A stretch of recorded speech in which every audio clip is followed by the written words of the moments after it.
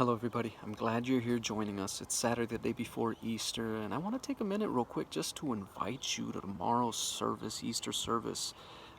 You're going to see it posted on Facebook and YouTube, so I encourage you to tune in and give us a thumbs up. Leave us your comments. We want to know how you've been blessed. We want to know if there's something that you want us to pray about. So take a minute, watch us, and we're just excited to be able to know that you're watching.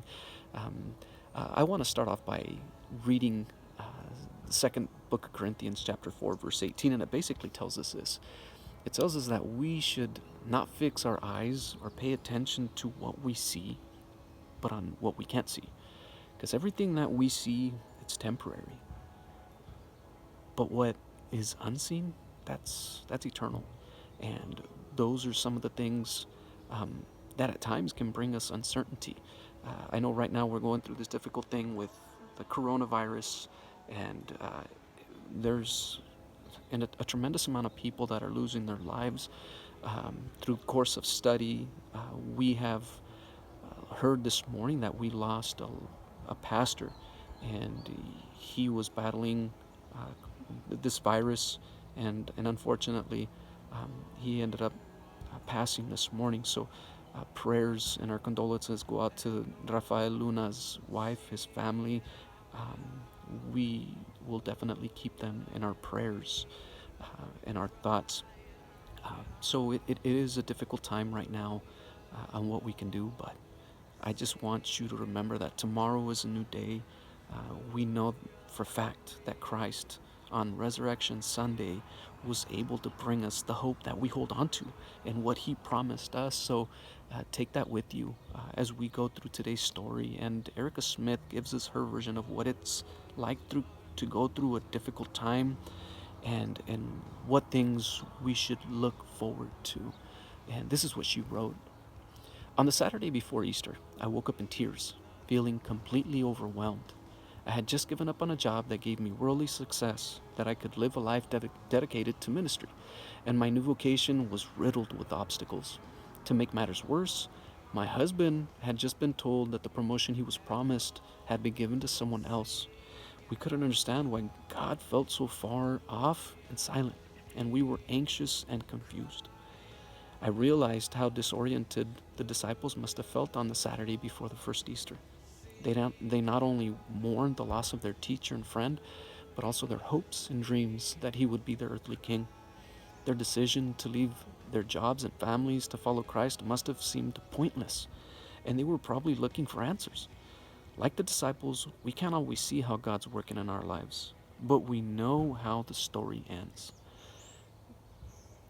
Amid the confusion, anxiety, and waiting we may experience during our dark Saturdays, we can be assured that God is at work in the world, giving us the hope of Sunday, the resurrection of Easter morning, and the new life through Christ. As we continue on, I just want to encourage you to hold on to that hope. I know we might be going through a difficult one right now. I was glad to have spoken to James just yesterday, and it brought peace to my heart knowing that what we need is we need to be able to interact. We need to be able to talk. So call us, leave your comments. The more we interact, the less isolated we feel, the better it seems going through these Saturdays.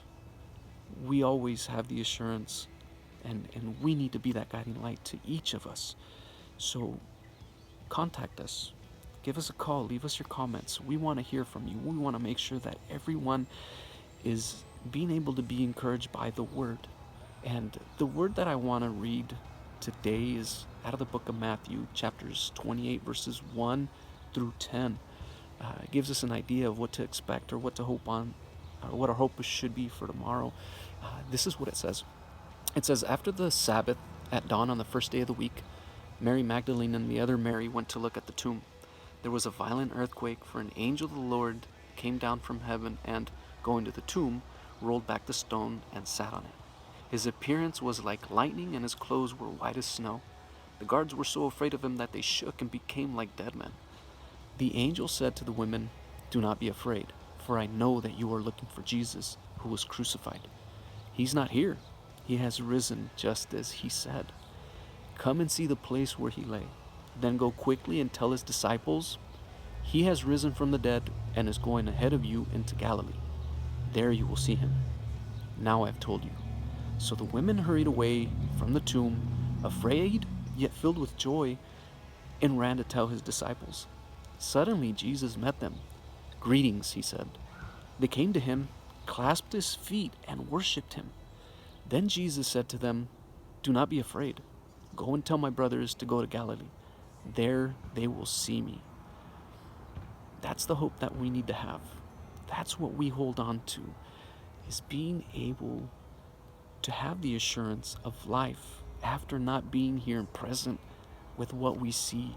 Everything around us, it's going to be gone one day, but we know that we will be with Christ.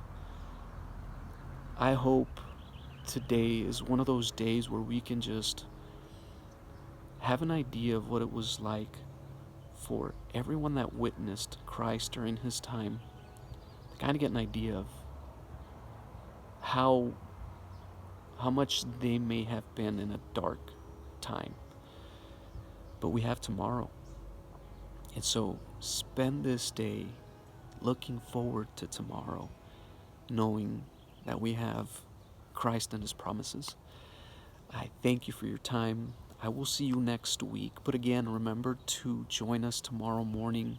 We're going to be on Facebook, again on YouTube, and you'll find us at New Harvest Fellowship.